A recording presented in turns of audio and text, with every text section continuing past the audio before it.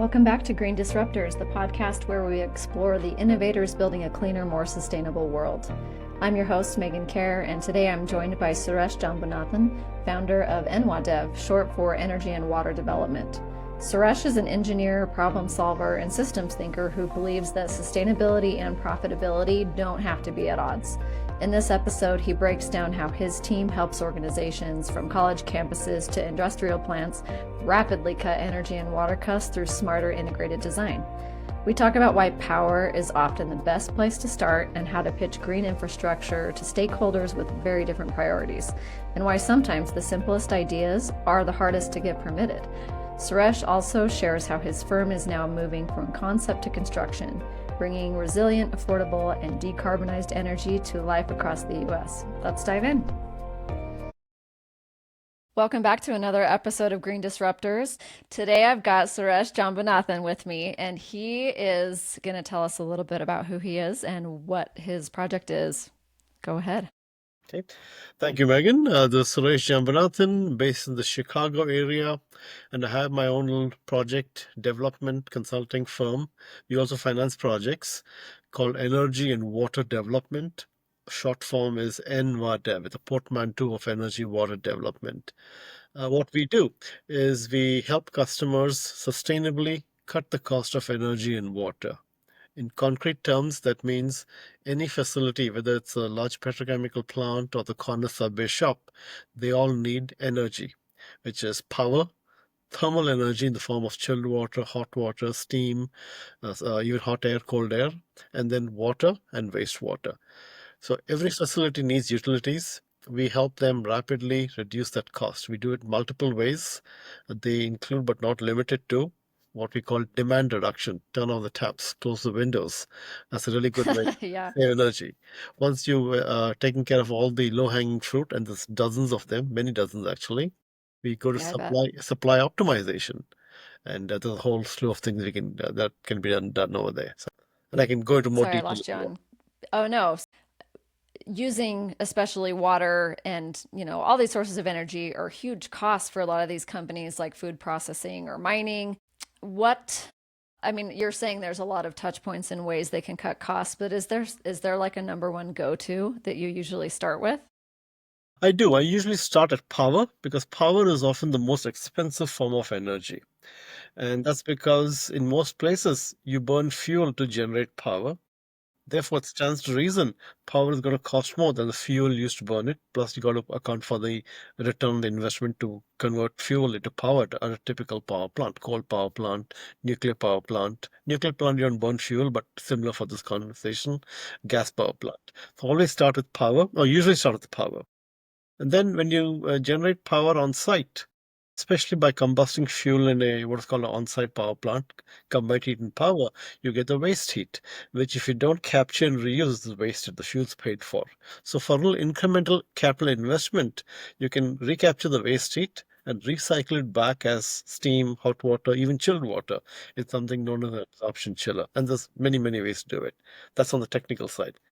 Commercially, you have to structure the deal, and I'm happy to go into those details if there's interest.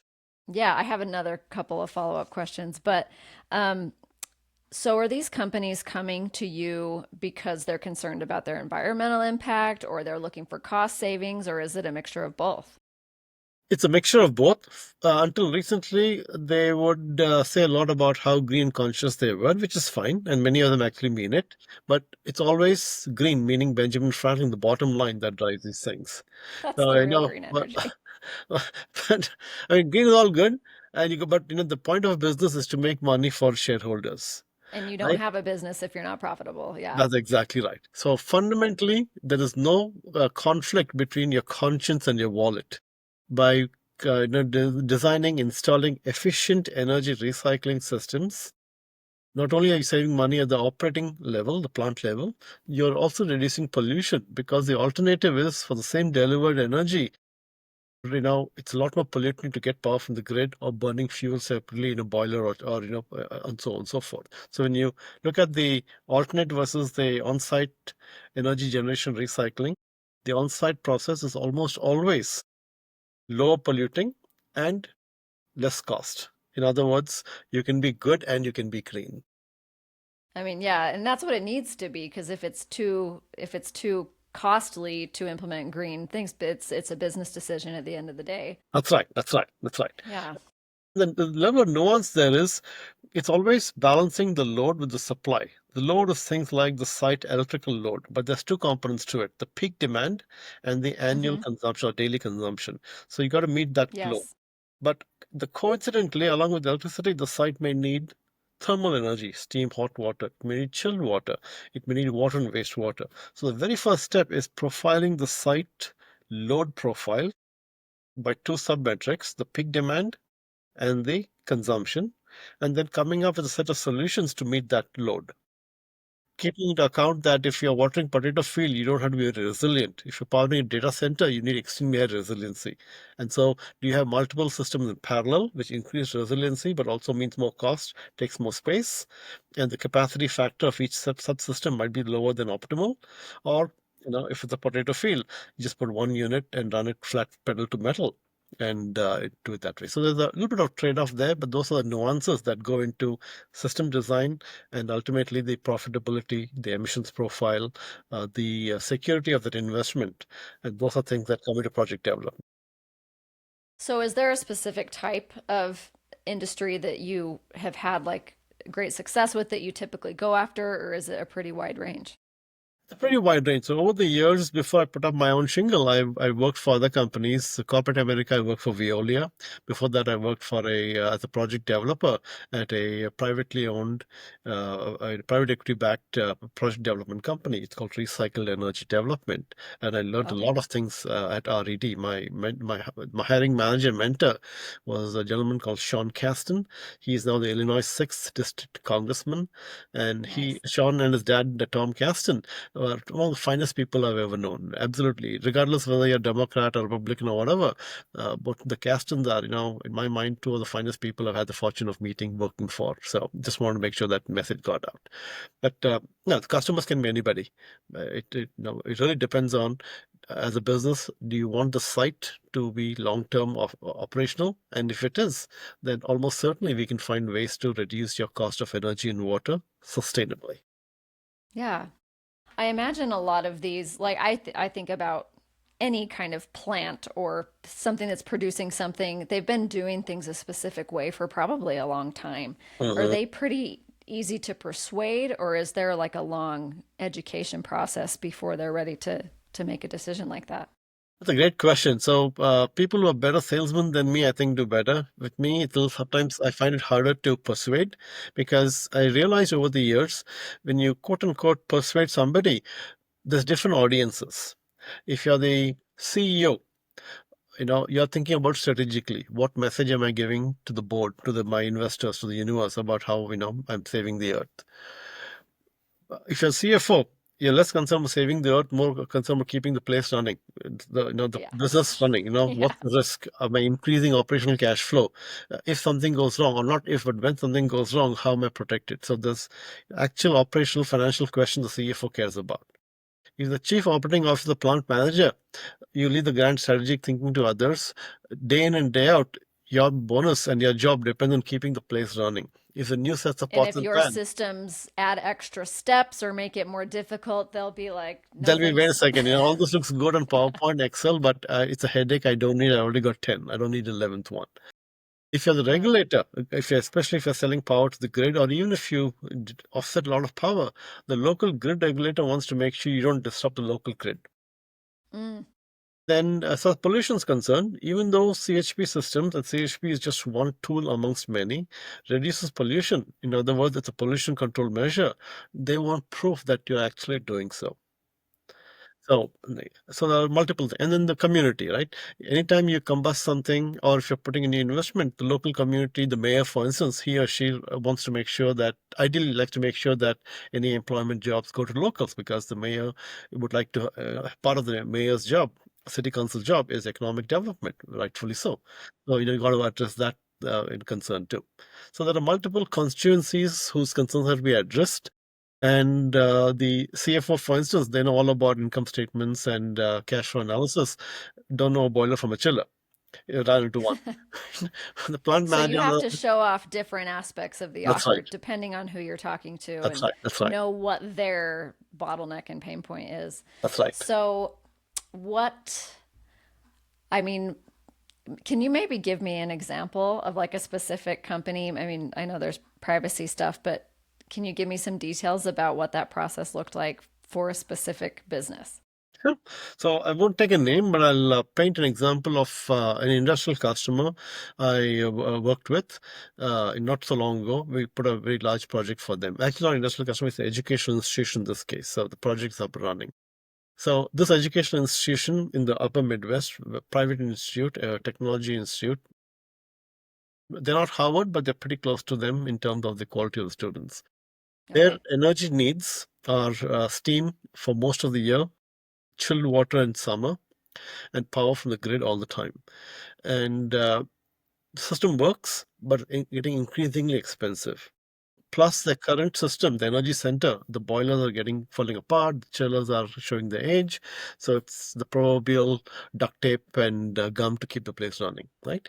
Yeah. So, so they're looking at the thing. So, they put an RFP for a better solution. A Chicago area firm won the RFP, and I helped them win that RFP by coming up with the solution, which is a tri-generation system and it's under what is called a 40-year PC, public-private partnership. It's a $40 million project. It's under construction right now as we speak. It'll be up and running around this time next year. People are welcome to visit. So, as part of the development process at the university, decision making takes a long time. Because number one, university's focus is education. They're not necessarily familiar with the structure of a PC public-private partnership and Right. all the changes proposed. People are, concerned with risk. The back and forth, multiple questions took a long time.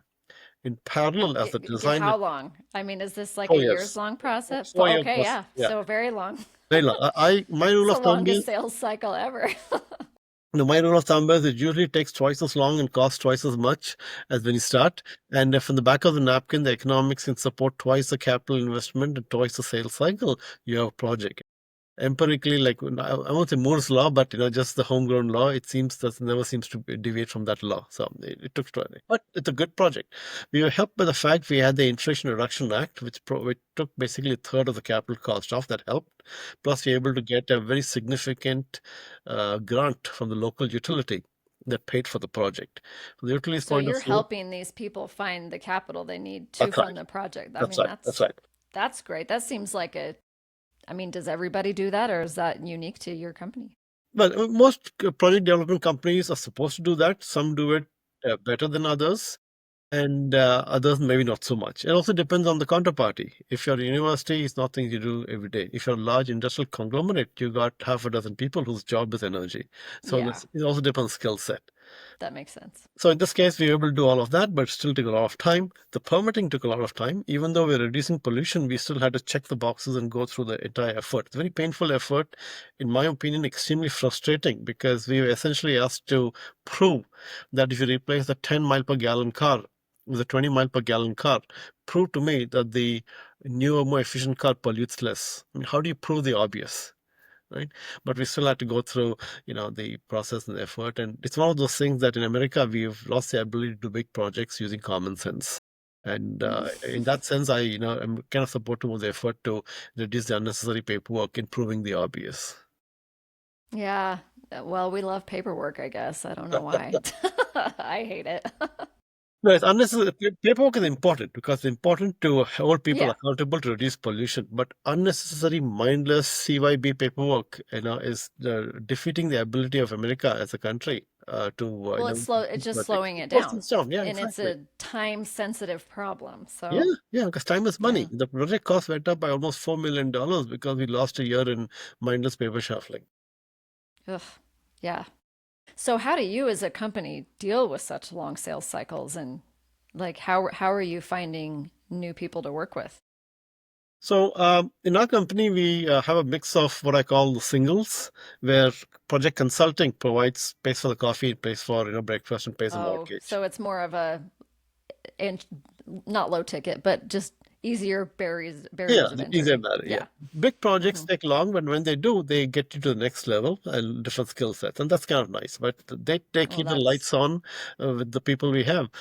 It's just a standard plain bread and butter, what I call conceptual design. We have a unique skill set in that we rapidly conceptualize a solution based on what we know, and we can do it typically within a day.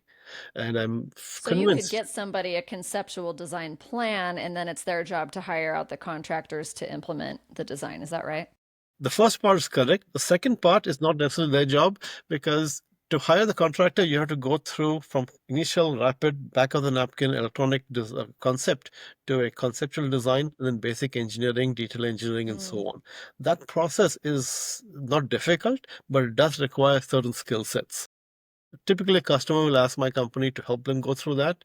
But I found over the years, if it makes sense in the first 1 hour, it'll make sense a year and $100,000, $1 million of engineering later. If it makes sense, the economics makes sense on a sheet of paper, literally a single sheet of paper, they will also make sense on a very complex 50 gigabyte or 50 megabyte spreadsheet. The only difference is precision. On a spreadsheet, you can be very precise, but accuracy is the same on paper or a very fancy spreadsheet. Well, Accuracy is that's not the same as precision. People often conflate one for the other, but they're not. It's really important to be accurate. And precision is nice, but precision is lipstick. Accuracy is what really matters. well, yeah, I especially, I mean, this is such a number sensitive field that you're in. Like we're trying to measure every little particle of CO2 and every megawatt of energy. Like it's yeah, there's not really room for guesswork, I imagine. I mean, you can guess, but thing is, in a the any project, there's about three, four, five, maybe six variables that pretty much define Hmm. project feasibility from a technical economic perspective. You can throw another 500 variables just because Yeah. you can.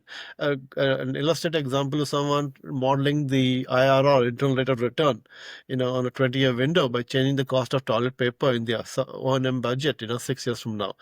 Okay, fine. And yeah, we don't know exactly what that number is going to be That's because we exactly can't right. predict the future. That's Yeah. right. Yeah. So that's tough. So, what are you most excited about right now that ENWADEV's working on? Well, I think the energy transition we're going through right now, where we change from the old paradigm of remote distributed coal power plants, nuclear power plants, to more of a distributed generation model, the incorporation of renewable energy technologies, wind and sun, and the rapidly falling cost of those renewables, the rise of energy storage technologies, both chemical batteries, so thermal, hot water, chilled water, high temperature storage. That is, really proves the proposition. There is no conflict between your wallet and your conscience. And it's also increasing resiliency of energy supply. And energy is foundational to the quality of life. 100, 200 years Absolutely. ago, when people were burning wood and coal, people lived really miserable lives because, without electricity at night, you can't read. If there's a disease or something, how do if you don't have hot water, disease spreads. But when you have substantial energy, the quality of life, this call we are on is because there's a data center Yep. that's being powered by reliable energy. So energy supply, resilient, affordable, Yeah, decarbonized, like foundational. quality of life, ability to grow economically, ability for education, like all of it. Yeah, a good quality of life. I mean, the point of all of this is that, you know, people lives well, lives contentedly, is happy, right? At the end of the day, GDP is a number, it's an important number. But like somebody said, I'd rather be rich and unhappy than poor and unhappy. That makes a whole lot of sense to me. Yeah. So, yeah, okay. So, let's see. What where are you at as far as growing NWADEV and what does the next phase of growth look like for the company, do you think? So we are actually moving from design and consulting to actually engineering and construction. So Mm, literally, as we speak right now, besides that project at the university campus, which is under construction, that project was a design co-developed by ENWADEV, mm-hmm. but somebody else is constructing it and somebody is financing it. But we are literally, as we speak, in downtown Chicago, we are building a small CHP, combined heat and power, at a hotel in downtown Chicago. That project will be up and running in June. We finished the engineering. This week, we are starting construction. Major equipment is coming on site. We are also engineering a project in the Pacific Northwest, which I'm hopeful we'll get the construction contract too, and that one will be up and running. We have the the engineering contract, but the construction will begin 3 months from now. If we get that, then we'll build that too. That'll be up and running um, maybe around this time next year, maybe 15 months from now. We're also looking at a couple of other projects at a horticulture facility, I'll use the broad term, where we are hoping to invest our own capital, design and build it, operate, maintain for a very long period of time, 20 years or so. And that one would be a unique project where we take the energy in the CO2 molecule, a methane molecule, pardon me, make power, use the waste heat to make chilling hot water, and finally the CO2, which is a product of methane combustion, methane is natural gas, goes into the horticulture facility, the greenhouse, to help the crops grow better. So literally the circular economy in Yes. action, and going from exergy to entropy, which is a very thermodynamic term that some of your readers or listeners might understand better. Just because we got time, give me a brief, educate me on those two terms real quick. Yeah. Exergy is an entropy refer to the quality of the energy. As an example, if you have, and I'm just going to use a very broad term to oversimplify, let's say you have a certain amount of energy, 100 BTUs. A BTU, British thermal unit, is like a calorie, like kilowatt hour, unit of energy, like a gallon, a liter, an ounce, right? Let's just say you have 100 BTUs of energy. That 100 BTUs of energy can be at high temperature or at low temperature, hot water versus warm water, right? Hot water is a lot more valuable, useful than warm water because hot water you can cook something, you can take a nice warm bath, so on and so forth. Warm water, you can't cook anything. You can put the rice or the beans in it and it'll just say lukewarm. Nothing's going to happen to it, no matter it's the same 100 Right. BTU of energy. Exergy refers to the hot water. Entropy refers to the warm water becoming cooler, the same temperature surrounding an Okay. That was a good use cooking and I'll understand every time. But the concept of exergy is really, the three laws of thermodynamics. When you say the Big Bang and the universe expanding, if you sort of think about it, ultimately they say universe is going to become a giant cold ball, like many billions of years in the future. It's because the entropy is increasing. Entropy is a measure of the disorderliness of the universe. Work is required to clean the room, right? But the room starts getting dirty again. It takes a lot more work to clean the room than to make it messy. So entropy is the messy part. I Well, have 3 kids. I'm very familiar with that. yes, I had children too, so. Drives me. I try not to be too bugged, but anyway, So yeah, hopefully that makes sense. But those terms yeah. have a very specific thermodynamic meaning, and in our real world, it has a very specific economic implication. Do you want to go into a little more about that? Sure. So take the example of a petrochemical plant. Just because. Take the example of a greenhouse. Okay, so Okay. Okay. greenhouses are getting more and more common, or a data center. So if you take the example of a greenhouse requires power for lights and fans and so on and so forth. They need power to run a electric centrifugal chiller to keep the place cool in summer, for the office and so on, right? And they may need hot water for space heating, for washing, and so on and so forth. Plus, they need carbon dioxide to help the plants grow better, right? If you have Yes. CO2 in a greenhouse, the plants grow better. Or a data center, you need power to keep the computers running, and then you need chilling to keep the computers cool because the computers Because generate they heat. heat. So, Yeah. so in the framework of exergy, if you want to generate power at site, you burn natural gas in a generator, right? And you make power coming out. Mm-hmm. Part of the energy in natural gas becomes power. The rest of it becomes waste heat. Waste heat as an exhaust from or hot water from the generator. If you take the waste heat and then recycle it into a heat exchanger to make chilled water, the chilled water can be used to cool the data center. At the greenhouse, you can use chilled water to Mm, cool the place or hot water to warm the place. At the data center, you have taken the energy in the fuel, made it into higher quality of energy, which is power. Take the waste heat, recycle back into chilled water, therefore saving the electricity for the electric centrifugal chiller. You save power from the grid. You save the capital cost of this chiller. So a lot of economic benefits. In the case of the greenhouse, the same natural gas makes power. The waste heat can make hot water or chilled water or both. And the exhaust, which is now cooled hot air, can go into the greenhouse to feed the plants. So that's an example of going from exergy to entropy while also Yes. going down, while maximizing the economic value of what you're paying for, which is the gas molecule. Do you think we'll ever get to a point where all of these inputs and outputs can be utilized across different companies? Like maybe it's just a data center, but somebody else can buy their excess, you know, heat from them. Like, Yeah, does it absolutely. all?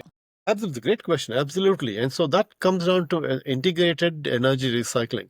So, an example of Mm-hmm. a data center, let's say the data center is located in an abandoned building in downtown Chicago. Let's Sure. take Chicago, Yeah. my city, for instance. Yeah. Chicago has pretty cold winters, and through the year, in any downtown building, they need hot water for for building domestic hot water use, as an example. A data center thermodynamically is the same as a electric toaster oven, the same one in which you bake a bread, right? Yeah. Power goes in and the heat from the toaster oven warms the bread. Data center, the computers run and the waste heat dissipated and removed from the data center room in the form of hot water or sometimes chilled water in a loop. We can take that waste heat and use that in something known as a heat pump. Feed a heat pump. Heat pump is like a refrigerator, and convert that 100-degree hot water or 100-degree warm water, 100-degree hot air, and oversimplifying, make it 200-degree hot water, which can be used for space heating, for washing the dishes in the restaurant or whatever it is. So you're recycling the waste heat. So the power comes in. Power can come from the grid or an on-site CHP system, combined heat and power Mm-hmm. system. The waste heat from the computers can be captured, recycled, the quality upgraded, meaning the temperature can be increased, and reused for the facility. Net, take a step back. By doing so, the way I'm sort of verbally describing, that particular building, a set of buildings, surrounding buildings, no longer need to burn fuel in their boilers, Mm-hmm. and because you're reusing the otherwise wasted heat. So there's economic value with the avoided fuel. There's a pollution control level. You don't burn, you don't have the NOx and other emissions, and it's just a good way to reuse the otherwise wasted resource. So it's absolutely possible. So one man's waste is another man's resource, so to speak. Yeah. But technically, it's very I'm gonna possible. Yeah, I'm gonna get philosophical here, but it's just funny like how we get so us versus them culturally sometimes, but Mhm. really like this whole model just proves how connected we are and how that can be such a powerful tool if if we work together. So it's pretty Yeah, exciting. exactly right. And so I'll give you a real example that many listeners might appreciate. So in the US, for instance, there's this perception, California ultra left, ultra green, Texas ultra right, and so on, right? Well, perception is one thing, and that's a fluff. The reality is, most people don't know this, but Texas has actually more wind and sun, renewable, than California does. Because as a Mm. state, Texas, and I mean, I'm from Illinois, so for me, both are, nice. I've worked in Right, both I'm states. from neither, so But yeah. Texans have a very pragmatic attitude towards business. Yeah. And, So if it makes sense, they'll do it. they'll do it. Yeah, yeah. And it's not like, Yeah. they'll tolerate pollution. The rules are very strict in what you can pollute, but it's not prescriptive. It's, outcome oriented. You shall not pollute beyond certain level, and that level is less than the alternative. How you do it, let the designer come up with a solution. So a solution, that's in my mind, that makes a lot of sense. Always state what the objective is, but don't say exactly how you should get there. Let the person figure out a way there.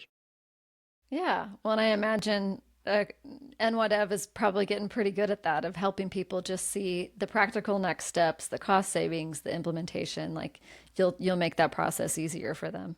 We like to think we are good at that. We like to think we are good at rapid conceptual development. We base it on first principles of thermodynamics, hydrodynamics, but circumscribed by site-specific opportunities and constraints.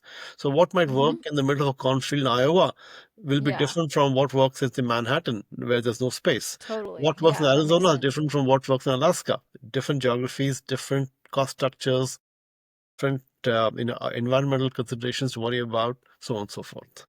Yeah. Well, it's exciting. It just sounds like there's so much opportunity and people willing to make good business decisions. So, thank you for all of your work in helping people make these transitions, and congrats on the success so far of the business. Thank you. No, this is a very, very exciting thing for me. Does not work exactly. I actually enjoy doing it. Yeah, So, so I feel only, that way. I'm spoiled just being on the podcast. I get to talk to these super smart, interesting people who are making a huge impact, and I'm learning and having fun and whatever. So anyway, was there anything else that you wanted to talk about before we end today? Uh, I think, I mean, from philosophy point of view, I think a person should try to find what they like to do. And it's easier said than done because, when we're kids, we're going to college, it's, the world is an oyster and there's so many choices, it's kind of hard to know. Too And then many people have choices. too many choices, so it's hard to know. But, I think if you kind of, find out what you like to do, then you do it, you get better at it. Or let me put it the other way around. If it's a skill set that someone kind of feel they're good at and they get better and better at it, the better you get at it, the more you like it. I think in America, most people have the other way Yes. around, that I'm born good at something. I'd like to say a lot of it is, there may be some element truth to that, but mostly is you focus on something, become good at it, and when you're good at something, you like it more and more. For me personally, Competency is rewarding. Like, competency is rewarding. yes. Yes, thank you. That's very well said. Yeah, very well. So in my case, my company's case, we like to think we're very competent at what we call the conceptual design, but that really means the cartoon schematic. But overlaid on top of that, it's a process heat and mass balance. And when the balance closes, it's a very wonderful feeling. It's like, at least for my company, for me personally, for sure, I find it a work of art, a work of beauty. I feel very happy. It's the same feeling someone might see when they go to see the Louvre, the Mona Lisa, or some beautiful painting. They ooh and ah. That's fine. Mona Lisa is great. I might pay $100 for it at the garage sale. Someone will pay $100 million for it. But it's a matter But of. I mean, what you guys are doing is extremely powerful. Like you could be saving companies over the long term millions of dollars and lowering their climate impact and just making their business more efficient. Like that's a huge impact. It actually is, and our marketing term is RAD, resilient, affordable, decarbonized energy. The Ooh, I resiliency love part it. comes from on-site recycling of resources, energy and water. The affordability part comes from it's always cheaper to do it at site and do it efficiently. And the decarbonized part is a happy consequence of efficiency. Yes. I think that's a powerful note to end on. That's awesome. Thank you so much. Thank you. Hey, well, good luck in this coming year with these projects. We'll stay in touch and excited for listeners to kind of continue to follow what you and ENWADEV are doing. Thanks again for tuning in to Green Disruptors, and thank you, Suresh, for this conversation.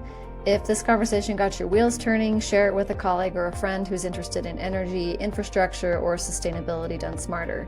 You can learn more about ENWADEV and their work at www.enwadev.com. If you haven't already, hit follow so you don't miss future episodes. And until next time, keep disrupting.